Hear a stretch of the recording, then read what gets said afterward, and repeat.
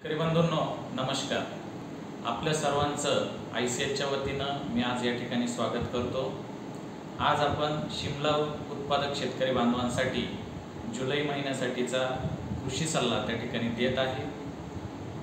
शिमला मिरचीमध्ये जर आपण बघितलं तर फुलधारणा आणि फळधारणा अत्यंत महत्त्वाची स्टेज आणि या स्टेजमध्ये जर आपल्याला योग्य फुलधारणा आणि योग्य फळधारणा म्हणजे सेटिंग या ठिकाणी करायची असेल तर आपल्याला ICLचे फर्टिफ्लो ब्लूम 8-24-24 अधिक 4% मॅग्नेशियम 6% सल्फर या ग्रेडचा आपण त्या ठिकाणी वापर करू शकता।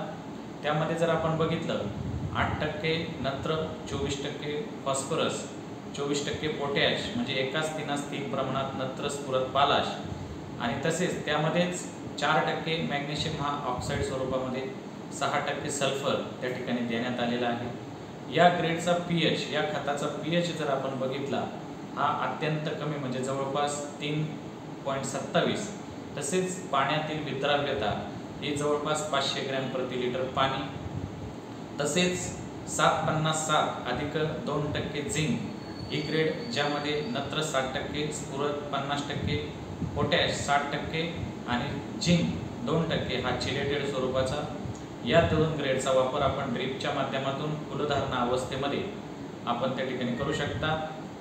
फर्टिफ्लो ब्लूम 8-24-24 ही ग्रेड एकरी 5 किलो तसेच त्यानंतर 757 अधिक 2% झिंक ही ग्रेड एकरी 5 किलो त्या ठिकाणी आपण ड्रिपच्या माध्यमातून सोडू शकता।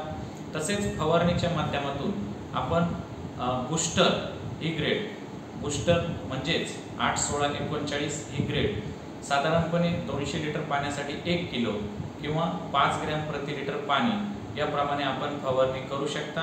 म्हणजेच ड्रिपच्या माध्यमातून ब्लूम 8-24-24 एकरी 5 किलो त्यानंतर 757 अधिक 2% झिंक एकरी 5 किलो या ग्रेड सोडू शकता। त्यासोबत फवारणीच्या माध्यमातून न्यूट्रिएंट बूस्टर 8-16-39 5 ग्रॅम प्रति लिटर पाणी या ठिकाणी जर आपण फवारणी केली तर आपल्याला फुलधारणा फळधारणा म्हणजे सेटिंग ही शिमला पिकामध्ये योग्य बघण्यास त्या ठिकाणी मदत होईल। धन्यवाद।